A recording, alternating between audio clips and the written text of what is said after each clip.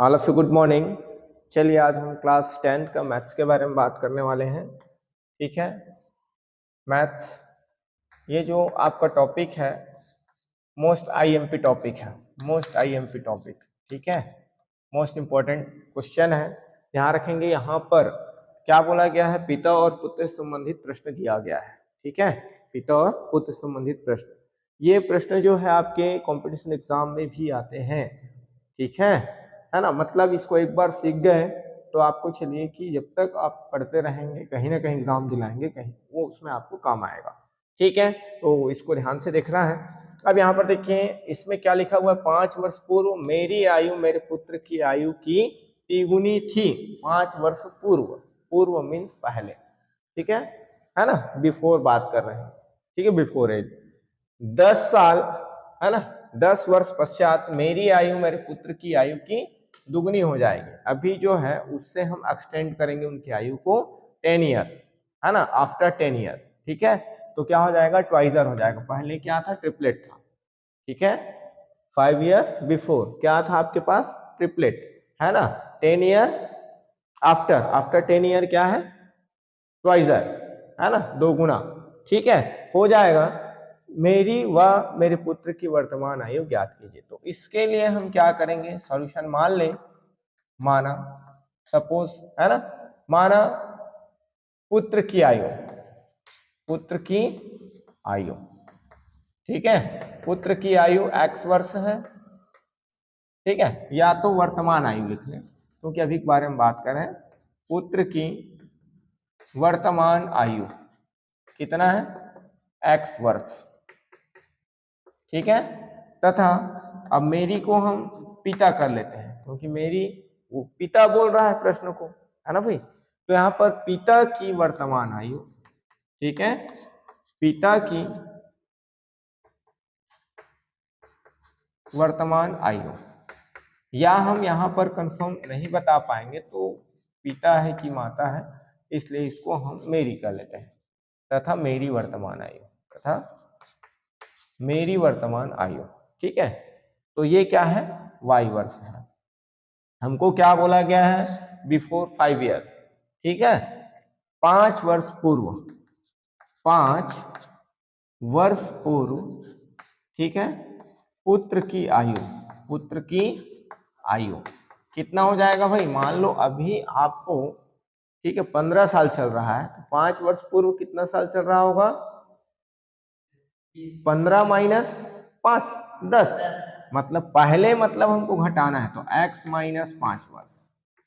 ठीक है, ऐसे ही देखिए 5 वर्ष पूर्व, 5 वर्ष पूर्व पहले, है ना, बिफोर 5 ईयर। मेरी आयु, मेरी आयु कितना चलेगा, मेरी आयु कितना है, y है, तो y माइनस 5 वर्ष। ठीक है, अब यहां पर देखिए प्रश्नानुसार हम बात करेंगे, अकॉर्डिंग टू द क्वेश्चन, प्रश्न अनुसार।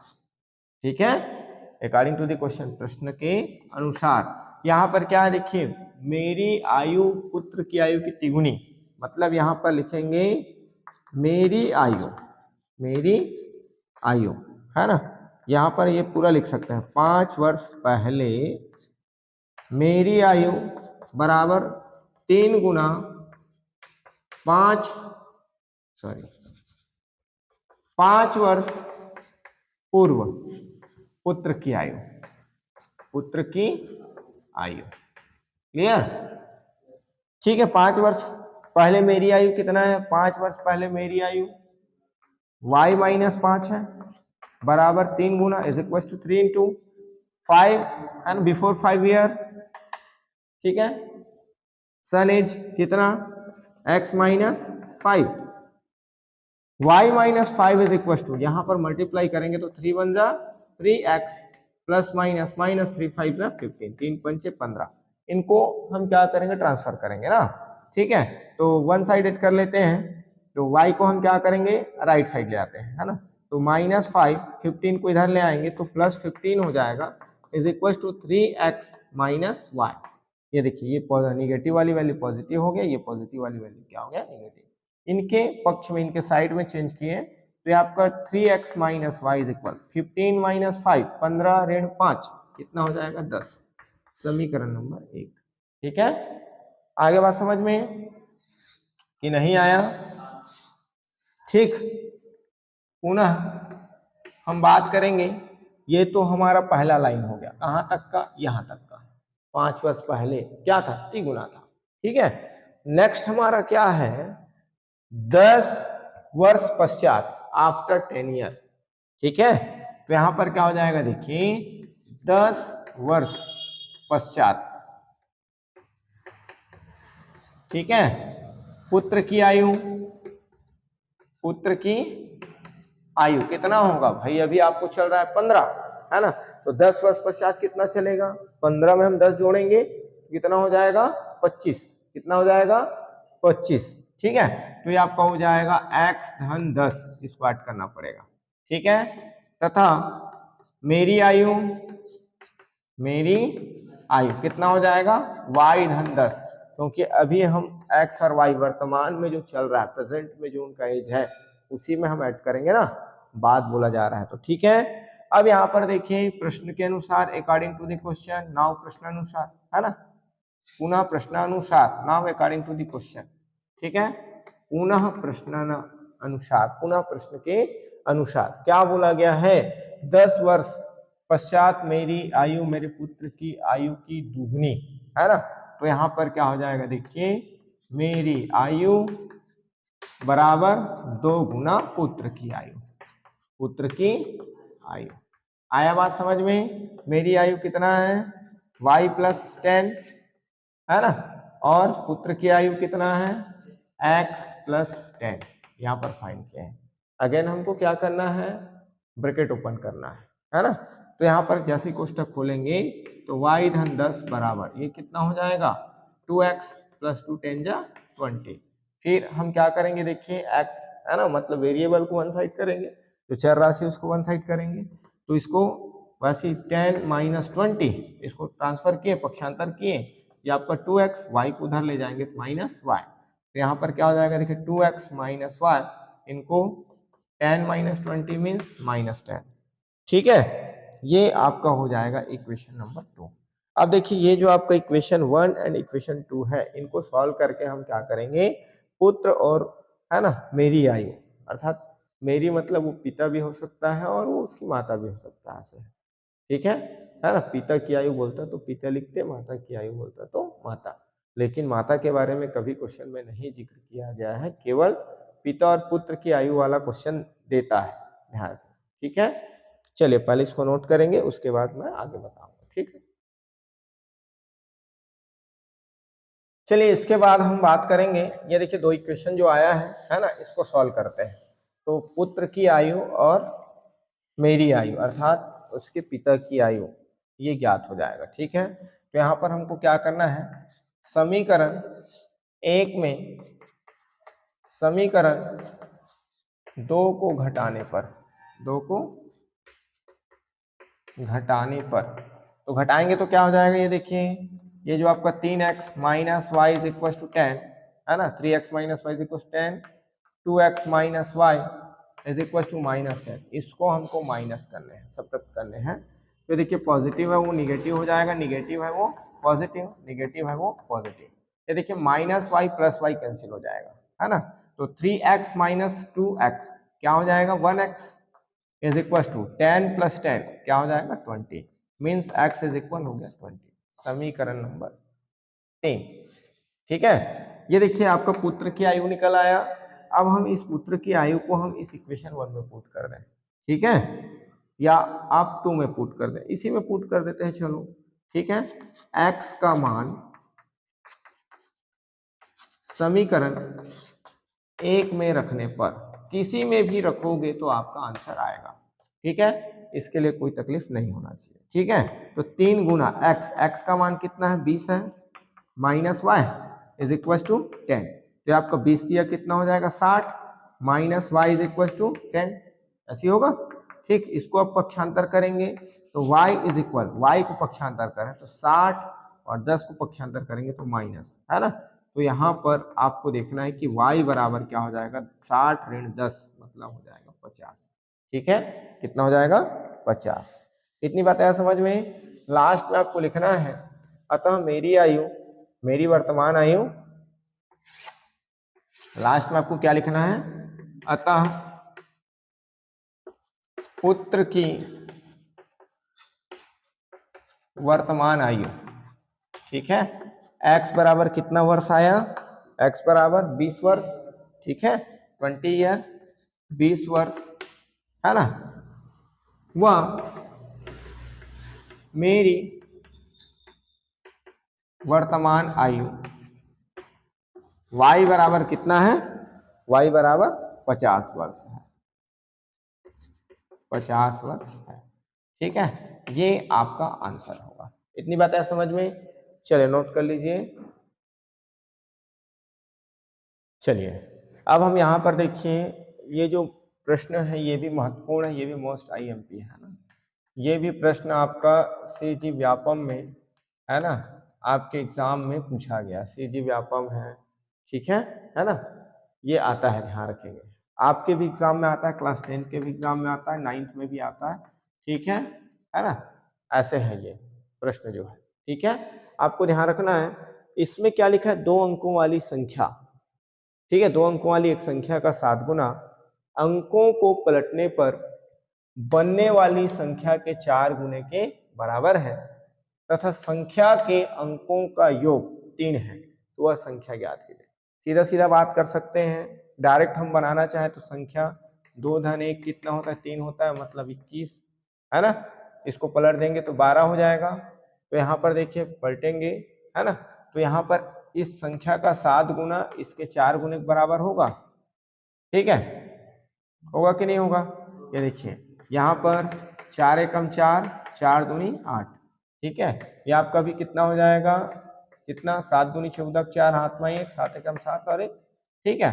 शॉर्टकट बनाना चाहे तो, लेकिन हमको आपके एग्जाम की दृष्टि से इसको थोड़ा सा लॉन्ग करना है ना, ठीक है। 3 बोल दिया है तो उसमें समझ में आ जाता है कि क्या करना है, ठीक है। इसका सॉल्यूशन है, 2 अंकों वाली संख्या है तो माना 2 अंकों वाली संख्या की इकाई का अंक, इकाई का अंक x व दहाई का अंक क्या है, y है, ठीक। 2 अंकों वाली संख्या तो हमने इकाई को क्या माना, x, और दहाई को क्या माना, y। तब संख्या क्या हो जाएगा, तब संख्या जो आएगा, संख्या बराबर, ठीक है, 10 गुना दहाई, दहाई में 10 का गुना करेंगे, धन 1 गुना इकाई, ये ध्यान रखना आपको, ठीक है, ठीक। 10 इंटू